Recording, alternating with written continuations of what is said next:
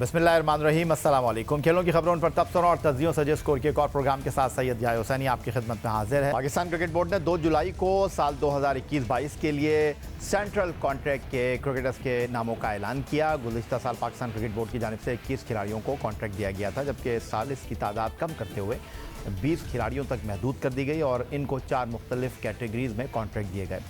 Central contract 2021-22 को हतमी शक्ल देने में 3 रुकनी पैनल ने काम किया, जिनमें director international cricket Zakir Khan, chief selector Mohammad Wasim और director high performance Nadeem Khan शामिल रहे।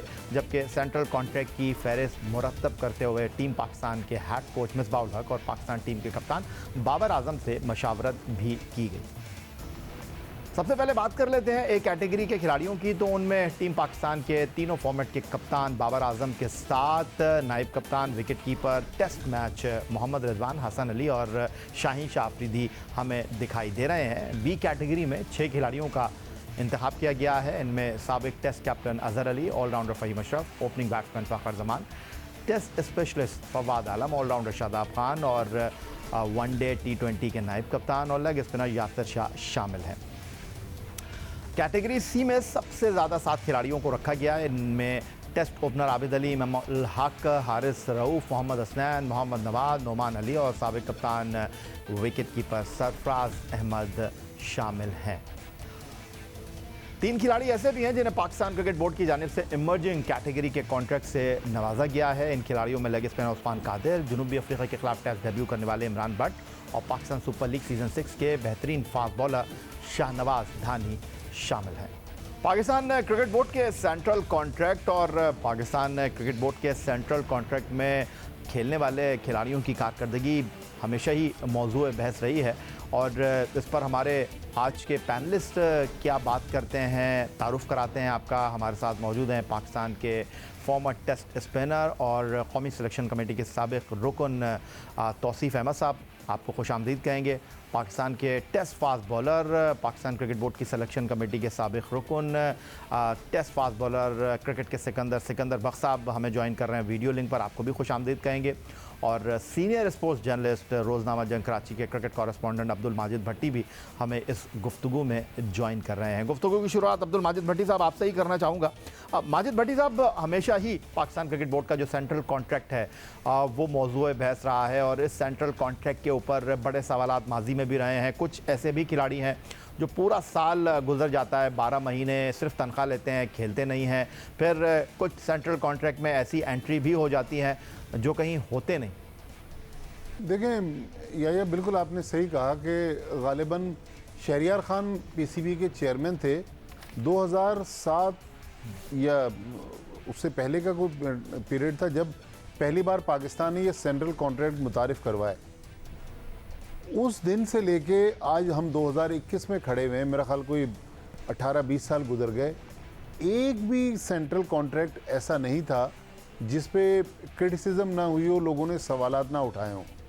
देखिए, पैसा क्रिकेटर्स की वजह से आता है, क्रिकेटर्स को बिल्कुल मिलना चाहिए, लेकिन सेंट्रल कॉन्ट्रैक्ट्स की ये जो करंट जो आपने अभी कैटेगरीज दिखाई, इसमें अगर आप इमर्जिंग कैटेगरी देख लें, देखें 2 टेस्ट क्रिकेटर बैठे हुए, शायद मैं गलत कह रहा हूँ, मेरे ख्याल में Usman Qadir at least emerging category में नहीं आते। अगर आप उस्मान कादिर को रखना चाहते थे। And what about Imran Bhatt? Imran Bhatt भी नहीं आते। एक 91 की इनिंग्स पे आप उसको इमर्जिंग कैटेगरी में डाल रहे हैं।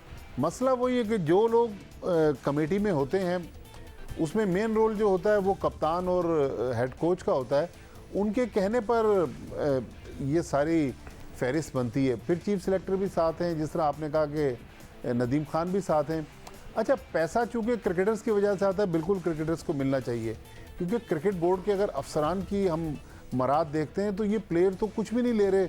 जो मरात और मौज मस्तियाँ उनकी हैं, लेकिन प्लेयर्स को पैसा ज़रूर मिले, लेकिन एक सिस्टम के तहत मिले।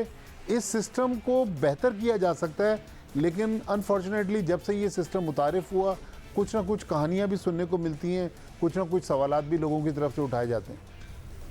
माजिद भट्टी साहब ने कोशिश की है दरिया को कूजों में बंद करने की, और अगर मैं ये कहूँ कि एक बड़ा फेवरेट टॉपिक है पाकिस्तान के टेस्ट फास्ट बॉलर क्रिकेट के सिकंदर बख्श साहब का, क्योंकि जब भी हम इनके साथ पैनल में शामिल होते हैं, गुफ्तगू होती है, तो कहीं ना कहीं पाकिस्तान क्रिकेट बोर्ड को चुटकी काटने की कोशिश करते हैं सेंट्रल कॉन्ट्रैक्ट की बात करके सिकंदर बख्श साहब। तो हमने आज पूरा प्रोग्राम ही इस मौजू पर मुरतब किया, तो आज खुलकर बोलने का मौका है सिकंदर बख्श साहब आपके पास।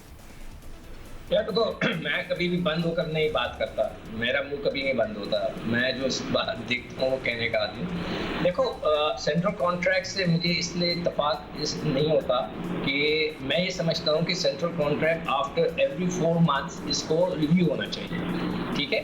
अब आप ये कर देते हैं कि जी सेंट्रल कॉन्ट्रैक्ट दे दिया, किसी को ए में डाल दिया, किसी को सी में, बी में डाल दिया, और वो कई लड़के तो खेल ही नहीं रहे और वो सेंट्रल कॉन्ट्रैक्ट के पैसे घर ले जा रहे हैं, जो कि बिल्कुल गलत है। और कुछ लड़के एंटर हो रहे हैं और वो परफॉर्म कर रहे हैं और उन बेचारों को कुछ नहीं मिल रहा। तो मेरे ख्याल से हर 4 महीने के बाद इसका रिव्यू होना चाहिए। जो लड़के टीम में नहीं है उनको हटा देना चाहिए, जो इंजर्ड है उनको टाइम देना चाहिए कि ये देखें आप अनफिट हो गए, आप घर में बैठे हुए, आपको 2 महीने फिट होकर वापस आ जाएंगे तो you will get contract back, otherwise आपको कॉन्ट्रैक्ट नहीं मिलेगा। और वो लोग जो कि खुदा भला करे अच्छी परफॉर्मेंस दे रहे हैं उनको आप एलिवेट भी कर सकते हैं, और जो सही परफॉर्मेंस नहीं कर रहे तो आप डिग्रेड भी कर सकते हैं, मगर ये नहीं करते। आपने एक कॉन्ट्रैक्ट दे दिया, वो खेल रहा है नहीं खेल रहा कोई फर्क नहीं पड़ता। आप हफीज की हम मिसाल देते हैं कि मैच आप सिर्फ हफीज की वजह से जीते, उनके 4 ओवर में जो 6 रन थे वो सारा खेल उसने बनाया। आप उस बेचारे का नाम ही नहीं है कहीं सेंट्रल कॉन्ट्रैक्ट में, ये बहुत बड़ी ज्यादती की बात है। वही मशरफ कुछ नहीं खेल रहे, कुछ नहीं है उनका, कहीं कोई कंट्रीब्यूशन नहीं है, बट वो बी कैटेगरी में है। तो इस किस्म की जो चीज़ें ये मुझे नहीं पसंद। आप बिल्कुल सेंट्रल कॉन्ट्रैक्ट दें, लड़कों को इससे डबल पैसे दें, इसलिए कि ये पैसे सिर्फ और सिर्फ क्रिकेटर्स के हैं और क्रिकेटर्स को मिलने चाहिए, मगर उसकी एक वैल्यू रखनी चाहिए और परफॉर्मेंस बेस्ड होना चाहिए, और उसकी इवैल्यूएशन जो है वो हर 4 महीने के बाद होनी चाहिए और उसको ऊपर नीचे करना चाहिए। सिकंदर बख्श साहब की राय भी आ गई। तौसीफ अहमद साहब आपको अब इस गुफ्तगू का हिस्सा बनाएंगे, और 2016 से 2019 तक जो इंज़मामुल हक साहब की सिलेक्शन कमेटी थी, जिसमें आप वसीम हैदर और वजाहतुल्लाह वास्ती साहब 4 रुकनी कमेटी का हिस्सा रहे, उन्होंने जो सेंट्रल कॉन्ट्रैक्ट उस दौरान बोर्ड का बना, उस सेंट्रल कॉन्ट्रैक्ट में आप लोगों की मशावरत भी शामिल रही। तो मेरा ख्याल है कि आपने माजिद भट्टी साहब की गुफ्तगू सुनी, सिकंदर बख्श साहब की गुफ्तगू सुनी। आप चूँकि बराह रास्त इस प्रोसेस का पार्ट रहे, तो आपकी राय भी बड़ी इम्पॉर्टेंट है। या बिल्कुल ठीक है, और यकीनी तौर पे मैं उसका हिस्सा रहा हूँ और मैंने इनसाइड काफ़ी चीज़ें देखी हैं इसमें, और यकीनी तौर पे कुछ चीज़ें इसमें गलत भी थी जो सामने नज़र आती हैं कि आप मेरा अपना कहना ये है कि आप कितने फॉर्मेट में प्लेयर खेल रहा है और उसकी क्या परफॉर्मेंस है उसको ज़रूर चेक करना चाहिए। और सीनियरिटी और ये वो अब सब अपनी जगह होती है, बट इस वक्त तो पोजीशन ये है कि अगर कोई एक फॉर्मेट खेल रहा है उसको ज़्यादा देने की बात होती है बिकॉज ऑफ के वो सीनियर है, तो मेरी नज़र में वो इस वक्त ठीक नहीं है ये चीज़। और होना ये चाहिए कि जितना फॉर्मेट खेल रहा है वो उस हिसाब से उसको मिलना चाहिए। हाँ, अगर वो उस फॉर्मेट में कोई बहुत अच्छी परफॉर्मेंस देता है तो अलग से उसको कोई आप कुछ कर लें उसके लिए, बट ये नहीं कि आप एक फॉर्मेट खेल रहे हैं, वो छोटा फॉर्मेट है और उसके बाद आप उसको दुगना तिगना चौगना देते हैं। उस लिहाज से मेरी अपनी ओपिनियन ये है। दूसरी बात ये है कि हाँ बिल्कुल हम इन्वॉल्व थे और हमने देखा सारा कुछ जो भी था, बट मैं शेट्टी साहब की एक बात को बहुत पसंद करूँगा इस बात पर कि जब हमने दायरे जो लोग इन्वॉल्व हैं, आपने जिक्र भी किया उसका, कि जब हम उनके पास लेके गए तो उन्होंने कुछ हमें ये बात कही कि नहीं लोग इसमें बढ़ाओ। कुछ लोग मेरे ख्याल 6-8 हमने कुछ लोग उसमें बढ़ाए बिकॉज ऑफ कि उन्होंने कहा ये डोमेस्टिक की परफॉर्मेंस किए हुए हैं, इनको थोड़ा सा कुछ देना चाहिए। तो उस लिहाज से मैं समझता हूँ कि यहाँ पर जो ये किया गया है उसमें आपके जो डोमेस्टिक का जो परफॉर्मर है उसको यकीनी तौर पे देखना चाहिए और उसके लिए कुछ ऐसी चीज़ देखना चाहिए। इसलिए कि देखिए अभी डिपार्टमेंट बंद हो गया, सब कुछ हो गया, ख़त्म हो गया, वो किसी उसमें नहीं है। तो मेरा ख्याल है उनको अचीव जो किया है उन्होंने ज़रूर मिलना चाहिए। और ये इस लिहाज से किसी को ये ना सोचें कि आप अभी कौन ग्रेट प्लेयर कौन क्या है, 1-2 आदमी के अलावा आपके पास नज़र क्या आ रहा है, आपके पास थोड़े से रन्स करता है तो वो आप सेंट्रल कॉन्ट्रैक्ट में ऊपर ले आते हैं। ये फेवरिज्म थोड़ी होती ज़रूर है, बट आई थिंक मेरा ख्याल है इसको नहीं होना चाहिए। ठीक है, सिकंदर बख्श साहब हमारे साथ मौजूद हैं, अब्दुल माजिद भट्टी साहब हमारे साथ मौजूद हैं और तौसीफ अहमद साहब हमारे साथ मौजूद हैं। पाकिस्तान क्रिकेट बोर्ड का सेंट्रल कॉन्ट्रैक्ट तरीक़ाकार और इसके असरात गुफ्तगू मज़ीद करेंगे एक ब्रेक के बाद।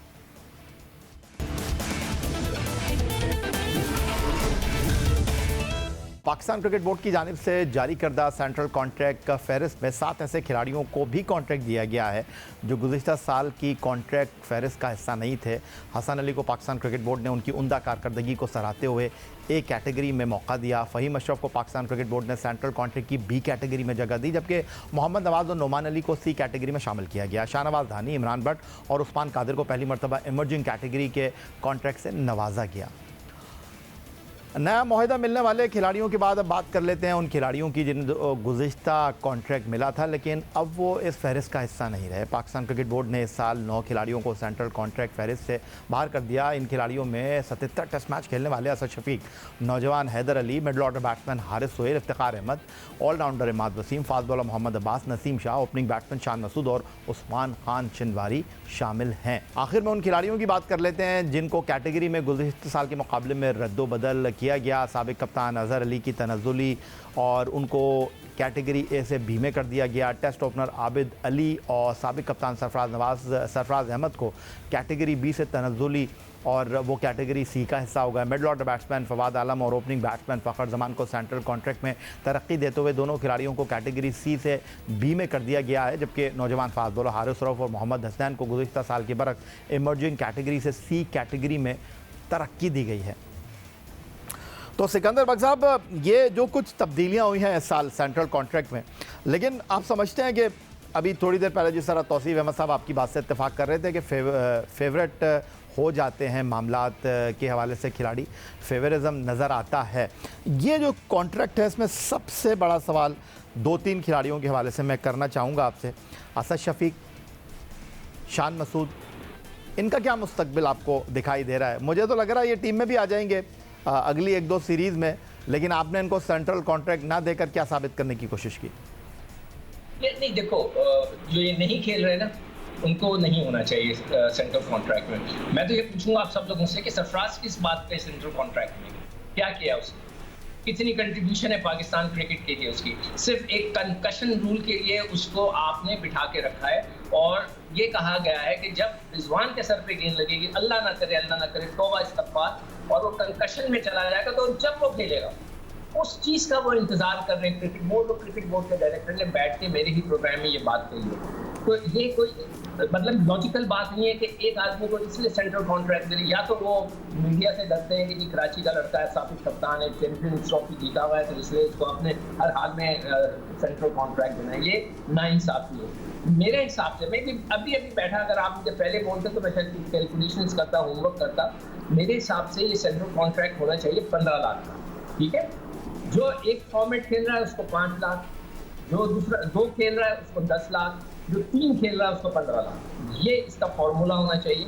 जो नहीं खेलता, टीम से ड्रॉप हो जाता है, उसको भी ड्रॉप कर। अच्छा, कदा कलामी की मादा सिकंदर बख्श साहब, यहाँ पर ये जो आपने कहा कि एक कॉन्ट्रैक्ट को 5, 2 खेलने वाले को 10 और 3 खेलने वाले को 15 लाख, लेकिन हम दुनिया की जो मिसाल अपने सामने रखते हैं, इंग्लैंड, ऑस्ट्रेलिया और इंडिया, ये 3 क्रिकेटिंग बड़े नेशन हैं। ये अपने टेस्ट क्रिकेट खेलने वाले खिलाड़ियों को अहमियत देते हैं, उनको सेंट्रल कॉन्ट्रैक्ट की ए कैटेगरी से आउट नहीं करते। तो यहाँ पर तो ये आपका फॉर्मूला फेल हो गया। अच्छा, फेल हो गया नहीं तो आपने जैसा डिस्कस कर लिया ना, let's do it like this कि जी आप ऐसा करें कि जो टेस्ट क्रिकेटर वाले को 50% कर दें, वनडे वाले को 25 कर दें, T20 वाले को 25 कर दें, 100% हो गया। ठीक है सिकंदर बख्श साहब, ये माजिद भट्टी साहब आप बड़े सवालात उठाते रहें, बात करते रहें। जो सिकंदर बख्श साहब ने तजावीज़ दी हैं, सिकंदर बख्श साहब ने कुछ अपनी राय का इजहार किया, इत्तेफाक करते हैं आप इस बात से, और बिलखुसूस सरफराज अहमद के हवाले से उनका सवाल और उनका कहना यह है कि एक ट्रैवलर की हैसियत से अब वो टीम का हिस्सा बन गए हैं, और बात उनकी दुरुस्त है। सिर्फ कंकशन रूल के ऊपर पाकिस्तान के फॉर्मर कैप्टन को, इतने सीनियर खिलाड़ी को, आपका ये तरीक़ाकार, क्योंकि आपके जो कैप्टन है तीनों फॉर्मेट के, वो वेस्ट इंडीज़ पहुँच कर कह रहे थे कि जी हम अपनी बेंच स्ट्रेंथ को ट्राई करेंगे, तो सरफराज के बेंच स्ट्रेंथ में भी नहीं आते। देखें, सिकंदर बख्श साहब कह रहे हैं कि सरफराज की क्या खिदमात हैं। खिदमात तो बहुत हैं, 40 टेस्ट मैच खेले। नहीं, मैंने खिदमत नहीं की इस वक्त टीम में, इस वक्त उसकी क्या देखिए सरफराज के हाथ में नहीं है ना। अब आप ये तो वही मिसाल हो गई कि कोई कहने लगा कि भाई मैं जंगल में अगर आप जा रहे हो, आपके सामने शेर आ जाए तो आप क्या करेंगे, तो उन्होंने कहा तो फिर तो शेर नहीं करना है, मैंने क्या करना है। तो सरफराज अहमद क्या करे, सरफराज अहमद तो अगर उसको खिलाएंगे परफॉर्म नहीं करेगा आप उसको निकाल दें। तो ये तो देखें टीम मैनेजमेंट पर है, लेकिन टीम मैनेजमेंट ही उसको सेंट्रल कॉन्ट्रैक्ट दिलवा रही है। सरफराज अहमद अस खुद तो नहीं कह रहे या किसी के आगे हाथ जोड़ लिए कि भाई मुझे सेंट्रल कॉन्ट्रैक्ट दे दें। पाकिस्तान के पास नंबर 2 विकेट कीपर और है ही नहीं।